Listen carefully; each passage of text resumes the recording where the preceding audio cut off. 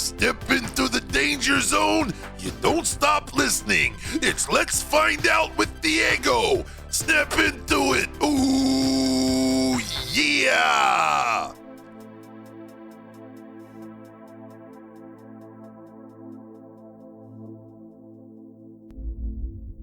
The borders of space and time have opened once again, and transmitting from the mountains of West Virginia, it's time once again for Let's Find Out with Diego.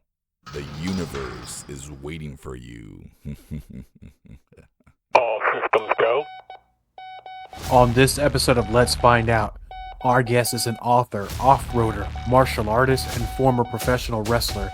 With a number of books under his belt, his new release, The Dogman, The Michigan Monster, brings you into a world where fear takes hold of the community. The boundaries between myth and reality blur, and a small group rises to confront this brutal enemy. All this plus more. Please welcome back to Let's Find Out our good friend, author J.E. Shook. Dice, brother. Welcome back, man. I'm happy to have you back on. Good to see you, man. Yeah, it's been about 5 minutes since I've been on, so it's good to get back. Yeah, it's been a while. You were actually had you on Bonus Overdrive Wednesday. We talked about Papa Gumbo. You know, with that one, a great heel, great fight scenes on that one. You actually had me booing the heels. You did a great job on that one, man. Yeah, that was a fun book to write. Yeah, because you talk about we talked about the whole origins of Gumbo and where you got your, I guess, some of the influence behind that character. But, you know, the episode's already up. If you want to find out more about Papa Gumbo, they can go to that episode. But now we're kind of shifting a little bit. But just when I thought that, you know, that you had things on a rest hold, you kind of slapped a submission on me. And then out of nowhere, you have 3 books since then, I think 2. Let's talk about one real quick with Semi, the Chosen One. That one got past me, man. So what's going on with Semi? Semi is like, well, I started off with Tempest, and I did, instead of doing the books from first to third, I started at the back and worked backwards. So I did Tempest, and in that book, you had the guy coming to get him kind of coming in the middle of the book. So the book I wrote after that was about him, and then the very first book really to start everything was Semi, because Semi's the original hunter. And he's the one that is originally chosen to go and vanquish all the evil from the earth. And he's like, he works in secret. He's like a one-man killing crew, but throughout his life, he runs into others and trains them and kind of pushes the next generation forward to make sure somebody is there to stop the vampires and other monsters from ending humanity. And this one is all in the Tepes universe, correct? Yep. And I'm curious to know, because their authors, same thing with movies. They'll release some movies and then down the road they'll do, well, we're going to do a prequel and then we're going to deeper dive into these characters. Was that always the plan, or is it just something that came as you were releasing the next books? That's just kind of how it worked out, because my first book was Tempest. I come up with the idea for the character. While I was working that character up, I started thinking about, you know, who's going to challenge him. That's where I come up with Akachi. And then when I got done with Tempest, I wrote the Akachi book. Then I had to figure out some type of an origin story and how Akachi, you know, came to be. And that's where I came up with the idea for Semi, which was the original guy who, you know, saved him as a child and taught him how to be this, you know, fearless monster hunter. And it's just one of the things where I didn't really plan it that way. It just, things just kind of fell into place. Was it one of those that, I don't want to assume, you know, I'm not a very creative person, but is it one of those that once you were done with Tepes, all these ideas just started flowing? It's like, man, now I have to go dig deeper and put more stuff out there to I guess put a little more shine in that universe. Yeah, it's kind of weird how it works. You know, originally all I was going to do was Tempest, but then I came up with another idea, and while I was working on that idea, I came up with another idea, and it just kind of kept spreading from there. Like right now, I have a notebook full of ideas I'm slowly trying to get to. It's just when I'm starting on one thing, I got ADHD, I'll think of something else and I'll jump to another. So usually if I get writer's block or I get bored with one story, I can just jump to another, and it kind of keeps several projects going all at one time. Well, then it begs the question of how do you track what's going on in these different stories? So let's just say this: you're writing Tepes, and then so you take a break. All of a sudden, boom, you have an idea for something else. Well, here comes Akachi, or here comes Semi, here comes Gluteus Maximus, and then you go back to writing Tepes. How does that work? Honestly, I'll get into so many different stories at one time that I forget what I wrote, and I'll struggle to remember the storyline. So I've got to go back and reread what I've written to kind of get it fresh in my mind and continue on from there, which is great because every time I do that, I get new ideas and I kind of move the story along. But yeah, after I've worked on this story and then work on another story, and then I might jump to another story, I will literally forget what I did in the first one. So I've literally got to go back and do like a review to get my mind back on track. It's kind of odd the way that works. But it seems to be working for you, though. So now you're talking about you have a lot of these notes around. Like for me, we were talking about earlier before we began recording of the second book that I'm writing, and every once in a while, what I'll do is I'll hear some information either on a podcast or somewhere on YouTube, or I see a post somewhere, and then about a cryptid, right? Hmm. So what I do is when I'm at work, you really can't really write anything at work. So I take a sticky note and I put it in my wallet. And normally in my wallet, you'll find two things. One is not money. Two, receipts. Three is sticky notes full of like names of cryptids or something. Is that kind of how you do it, or? Yeah, especially for what you're doing, because you're trying to do it on cryptid, so it's hard to keep that many in your head. So yeah, you get an idea, you write a note down, and then you can go back to it later. And you're like, what was this? And as you think about it for a little bit, you start to research it. Everything kind of just kind of flows. Yeah, and the research is part of the fun because I feel kind of a little better learned now when people ask me, "Have you ever heard of this one?" I go, "Oh yeah, it's going to be boom, boom, boom," and it's one of these weird ones. I think recently I started writing one about the Vegetable Man out of West Virginia, not too far from here. Because I look to my right, there's an actual picture of Vegetable Man in one of these drawings. I'm like, oh, why did I ever not write about this guy? But here we are. You get well educated doing that. Like I don't even know the vegetable man. That's new to me. But I had a friend telling me he was looking up something on the Bell Witch, and I already knew about that one. And he was amazed I knew who the Bell Witch was because he's really not into the cryptids and all the stuff I'm into. But he was taking a trip to Tennessee, and he was just kind of looking into things, and it popped up. So it's just looking around. You'll educate yourself a lot on things you really are not that familiar with. Yeah, and I think that's like I said, it's part of the fun. And in folklore, you want to talk about a very complex type of storytelling because a lot of it's oral or might have been written down, but some of these cryptids or these monsters, they kind of take their own storyline as it evolves during the years. It kind of makes you wonder, we have our versions of the cryptids and the stories of today, but like, what was it like? Say it's 1,000-year-old cryptid. What was it like a couple hundred years ago? And how much has it actually changed from the original version of how that got started? It'd be kind of interesting to see is the modern day perspective even close to what the original theory or thought amongst that creature really was. Yeah, and I'm thinking it might have been a little more frightening back then. Well, so since we're in the topic of talking about cryptids and folklore, in North Carolina, which is where you're at, it's mostly known for a lot of paranormal things and also Bigfoot sightings of Bigfoot. But with Dogman, not so much. And I think that if I were to go through my notes, I was doing a little bit of research not long ago that in North Carolina, I think with a database where this organization it goes back to 1968. I think in Greene County. I don't know where in North Carolina that is, but I think that the website it lists about 105 reports of Bigfoot in North Carolina, which in a sense, not really that many, seeing that you hear more and more now. But with Dogman, not so much because it seems to be a little more of a more common phenomenon. What brought you to what brought you to the table to talk about Dogman? Well, you talk about Bigfoot, and that's when I was going to work on too, because it could have been the 50s or 60s. We had a Bigfoot they call Nobby, and that was like if you ever look up Nobby, the North Carolina Sasquatch Bigfoot, whatever they call it.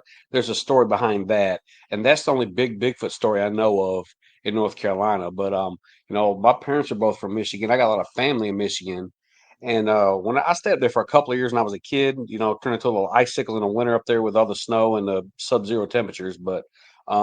The dog man's more of a myth that's Wisconsin, Michigan, that general area. And they had I believe it was a DJ that created the song about it that brought the popularity back up back in the 70s or 80s. And that's kind of a local thing that direction. And when I was looking at different folklore or different ideas that I could write off of, there's like you said, North Carolina, we have a few, but ours is more like the Devil's Tramping Ground and Ghost at the Coast, and more the Brown Mountain Lights, things like that. But I was looking for something more, physical, and that's what the old story of the dog man popped into my head, and I did a little research on it, and so the more I learned about it, I also kind of placed the dog man in the book in the counties and towns where my family lives at, and a couple of spots where I lived as a kid for a couple of years. So I kind of tried to make it more, based around things I actually knew that actually exist. So, but that was the biggest thing. Is just I lived in Michigan for a while. I was told the stories as a kid, and it's just something that kind of I could relate to a little bit. Right, because going back real quick to the whole thing with Bigfoot, being that it's probably the most popular cryptid in the United States, and it's been the story at least has been around and carried through folklore, Native American traditions, and then it evolved from there. So I could kind of almost correct myself from earlier, but I believe that maybe the sightings of Bigfoot in Carolina maybe a lot more. It's just probably that we're not, I guess, kept in a database like they are now. But going back to the Dogman, you're right with the whole thing in Michigan, and I think they have their own interesting stories and cryptids over there. But Dogman now a little more terrifying, I think, than a Bigfoot because it's supposedly a little more aggressive towards human. Yeah, a dog man is much more like a wild beast that wants to attack and fight and kill. Bigfoot is a big primate. Sometimes he's portrayed as being kind of humble, sometimes he's aggressive. But with a dog man, if you see him, that's it. It's too late. He's going to kill you. It's an attack. So the way it seems from what I've researched is every X amount of decades there's like dog man sightings. The famous one was somewhere in Michigan, there were some lumberjacks out logging, and they were attacked or seen the dog man, and a bunch of them ran away. A couple of them didn't make it, and if I remember the story correctly, they wouldn't go back out. I mean, they believed that much. They refused to go back out and work in the woods again. I mean, I wouldn't go in the woods either. I know that very dangerous kind of work, but I would imagine that if you keep going into the woods deeper and deeper, you're bound to run into something you don't really normally see every day. Yeah, especially when you go out and it's just, miles and miles and miles of wilderness, and it's not a big city, there's not a lot of people living there. If you want to hide, that's the spot to be where nobody's going to see. So, if the creatures are smart, they'll learn how to avoid everything and, stay hidden. And and they're far better at us in surviving in any type of situation, not only in the forest, but in caves, or they could probably even hide in the city somewhere. We'll never see them because they're pretty good about as far as camouflaging themselves or being a little more cautious around humans, staying away from humans. So with Dogman, what is your opinion of Dogman? Do you believe it could be something of a hybrid creature that naturally evolved itself? Do you think it has to do with some sort of military experiments, crossbreeding humans and dogs? That's a good question because it could be something natural that just avoids us until we run into it.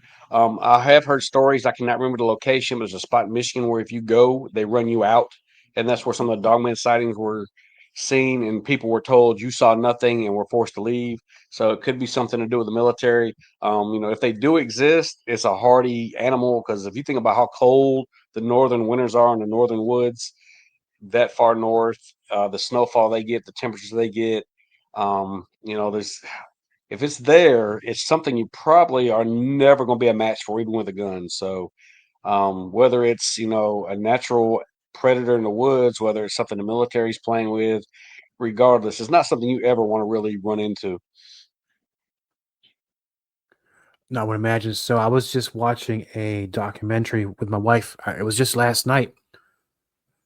One, it takes place in World War One and one in World War Two.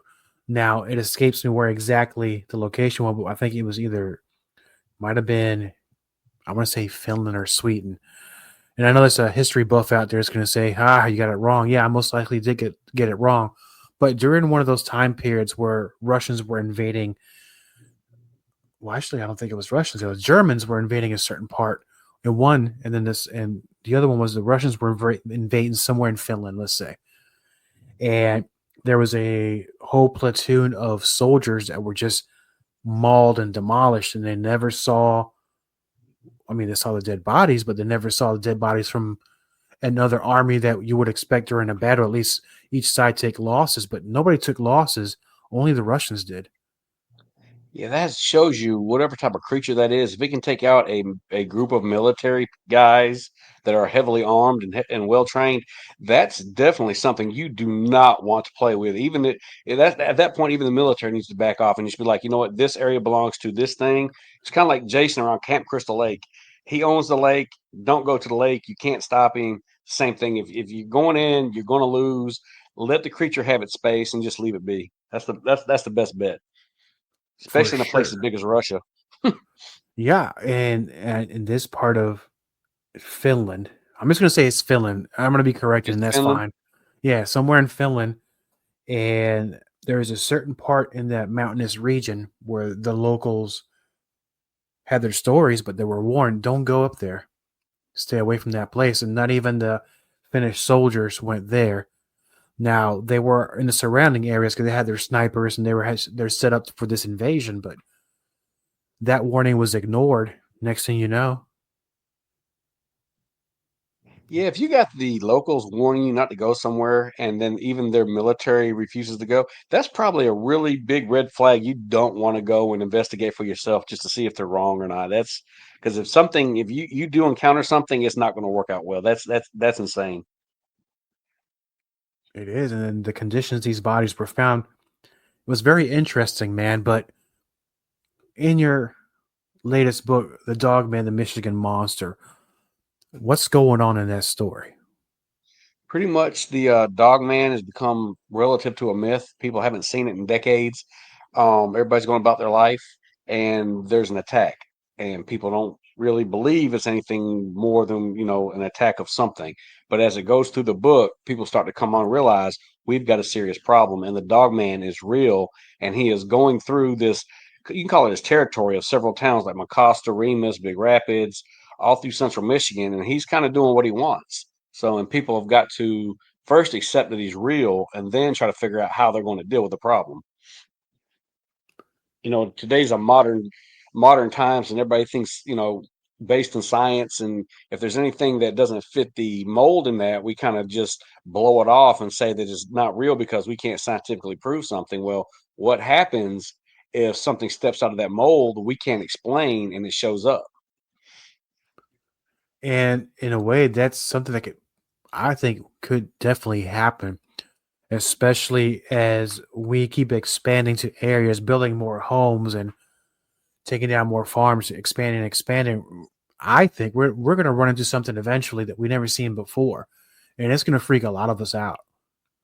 Oh, definitely, because any spot that any animal would hide or live peacefully in, we're removing. We're like around me.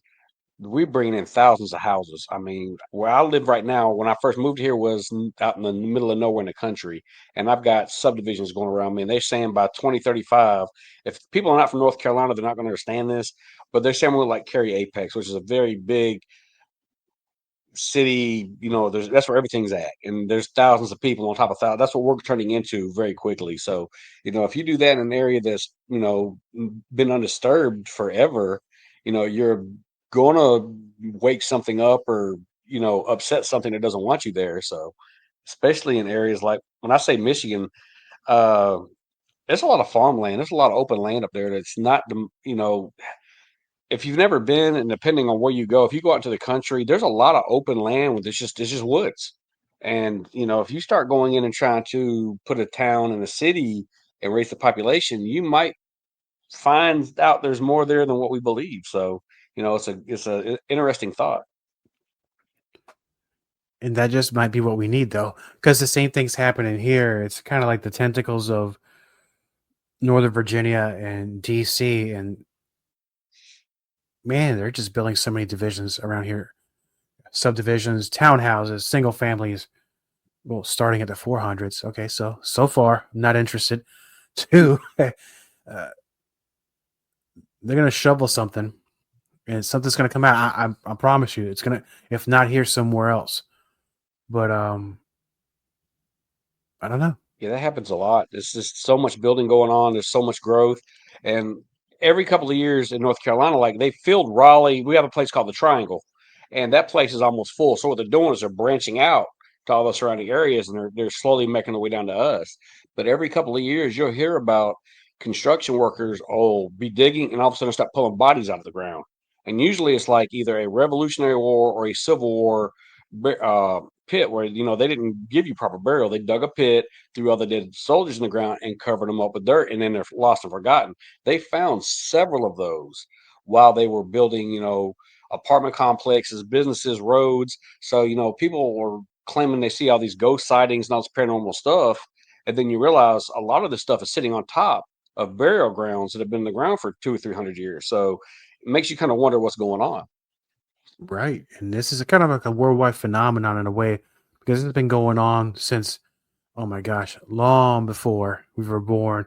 We're talking back in the days of the Romans or the Greeks or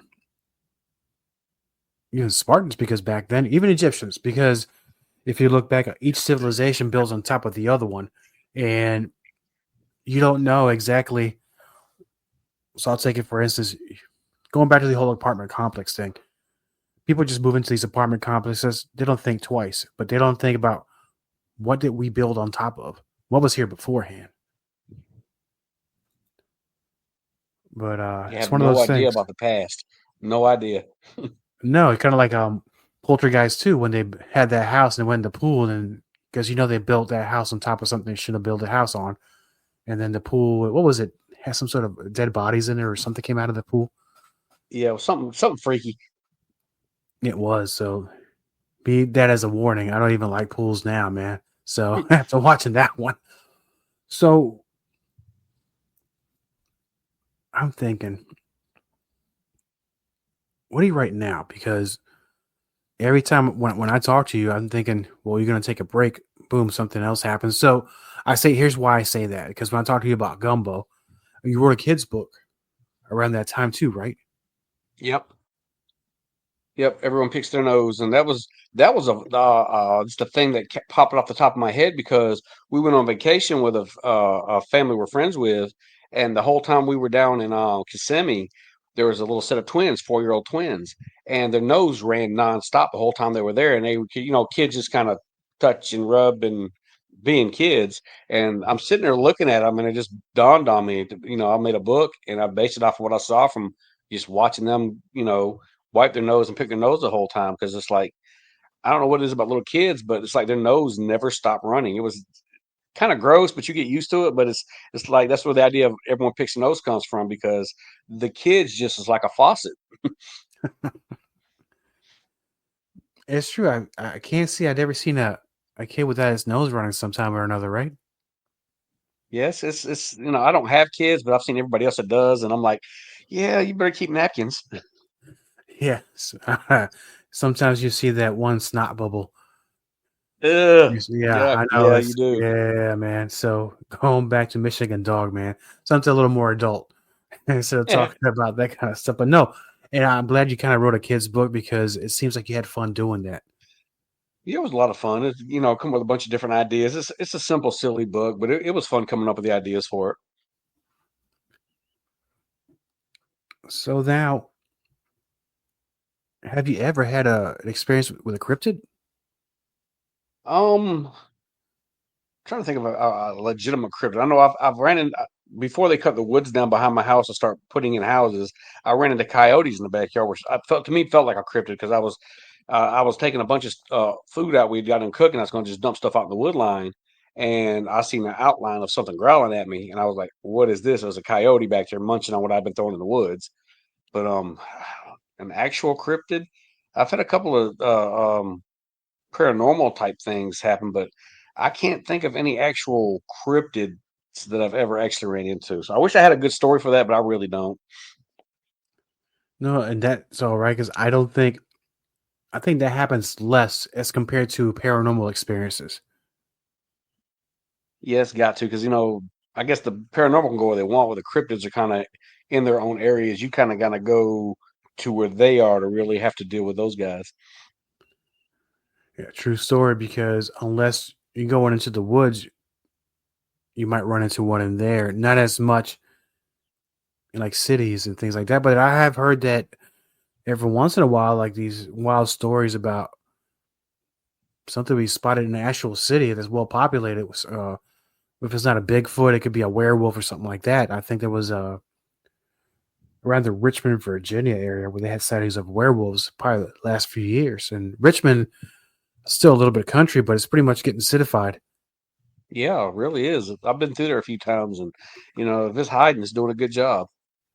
I've been out to your neck of the woods riding ATVs before, and we've done night rides. And I had my ATV, my side by side, cut off on me one time.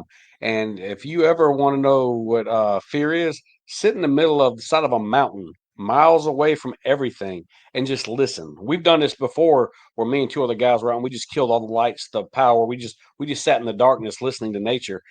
Everything you've ever seen in your life runs through your mind. Every horror movie, every cryptid, every ghost.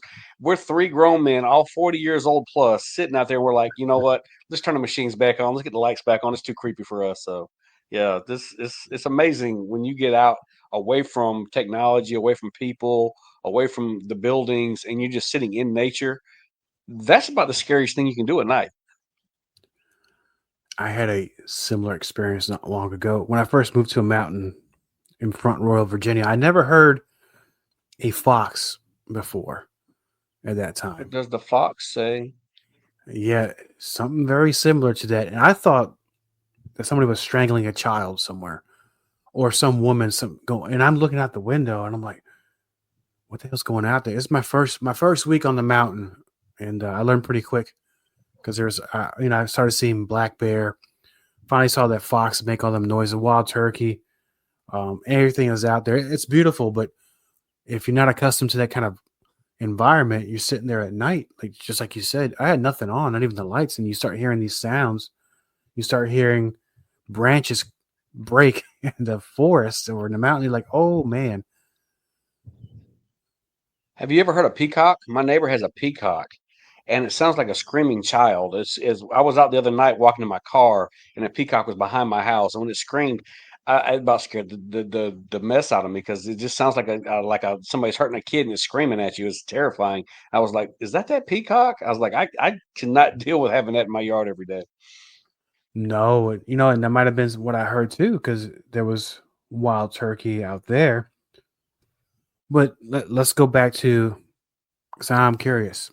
If I were riding with you and we're turning off the ATVs and the lights and you're going silent, what did you hear? The scariest part was for the majority of it was dead silence. I mean, there was nothing. You didn't hear birds, you didn't hear crickets, you didn't hear water. We were the first time we did, we were in like a dry creek bed and we had parked and we cut it off.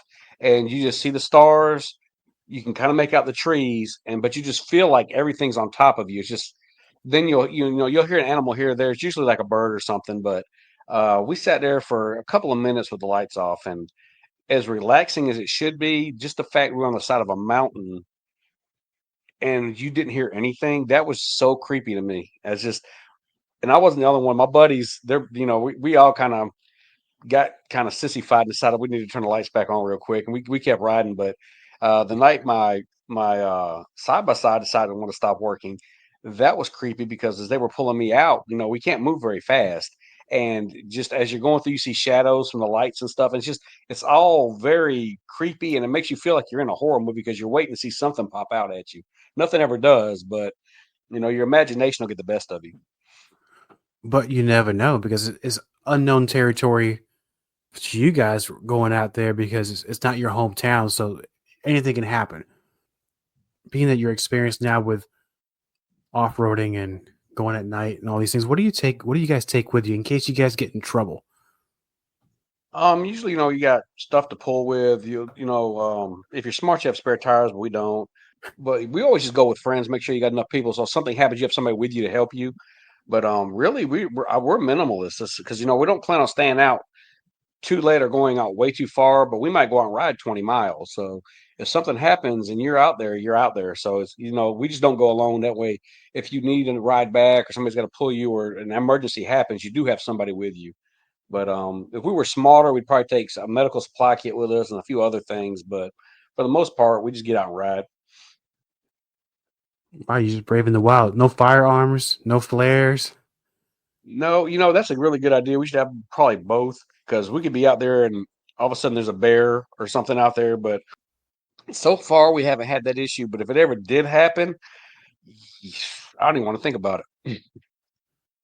No, hopefully you'll be well prepared. So, who do you go with? Because I'm going to ask you if you're going there with Crash.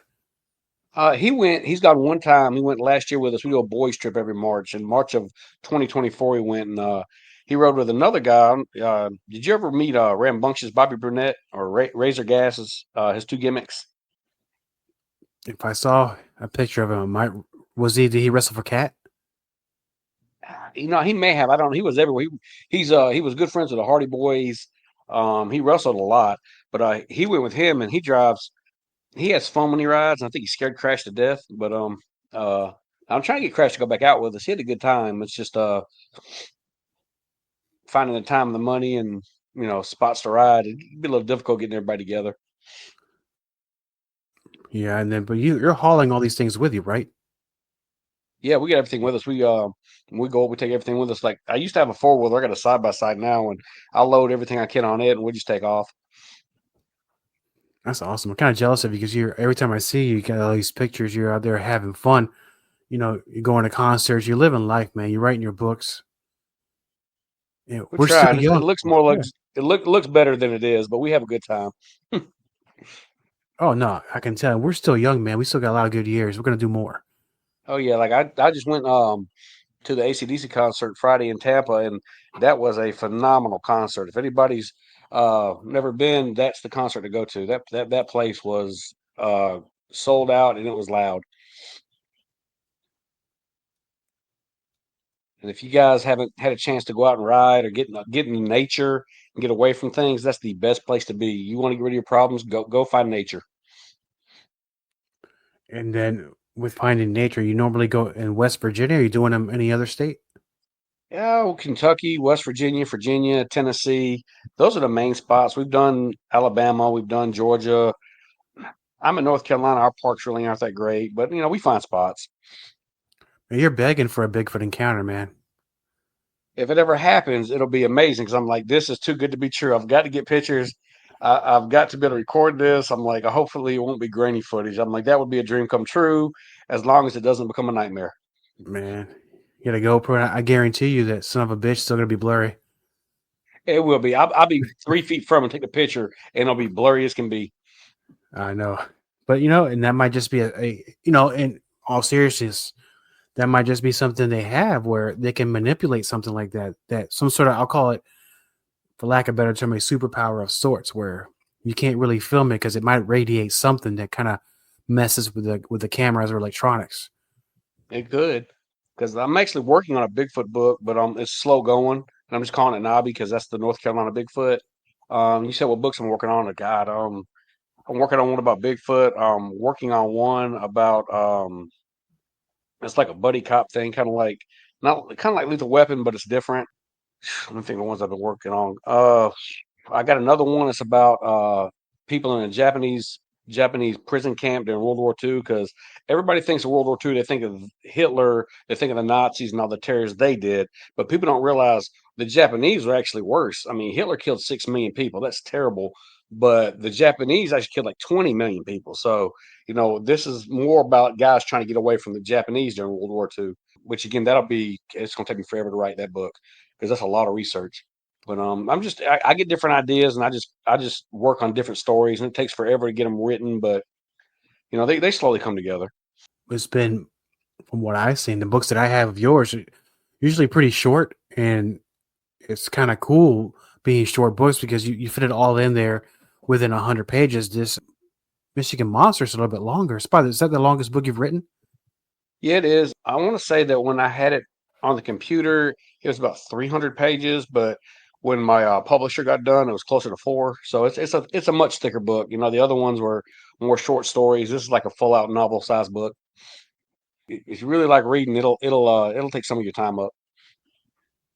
Well, that's good. I love reading your work. I think I was the first one to download it. I want to say I was. I would guess and say probably. I always support your work. I love what you do. Now, for the listeners of Let's Find Out that want to learn more about your books, where they can get them, especially the Dogman, the Michigan Monster, which is published by Zombie Media, where can they find out? You can go to zombiemedia.com. He's got all of my books plus everything that for all the authors he works with, all their books are on there. I think he's got some movies and stuff he does. He's got merchandise. So if anybody is interested in horror period, go to Zombie Media. They got a lot of good stuff. Another one is if you go to just go to Amazon Books, look up author J.E. Shook. All my books are on there. Those are the 2 easiest ways to get them. Most of them aren't that expensive. So if you like horror and you like to read, that's the 2 spots I would go. Awesome, brother. And as always, thanks for coming on the show, man. I love having you on here. And I think the next time, let's do a little bit of wrestling, man. Let's go back, tell some wrestling stories. Let's bring Crash in. Let's bring the Colonel. And then we'll talk some old stuff, man. Have a lot of fun like we did with Glute the other week. Well, not the other week, but last year. Yeah, it was last year, yeah. That was a lot of fun. If you bring those 2 on, it's going to be fun because they've got so many stories. I'm sure they got a lot of stories I haven't even heard yet. So I'm sure that'd be very fun. Well, we're going to make that happen, my brother. Thank you so much for coming on the show. Pleasure, man. Thank you, my friend. Copyright Diego the Podcaster. All content for Let's Find Out is the property of Diego the Podcaster and is served directly from our servers with no modification, redirects, or rehosting. All celebrity impersonators are paid performers. The impersonated celebrities do not endorse or promote any views or opinions expressed by our guests, Diego the Podcaster, or Let's Find Out. The information shared on Let's Find Out with Diego is provided on an as-is basis, with no guarantees of completeness, accuracy, usefulness, or timeliness.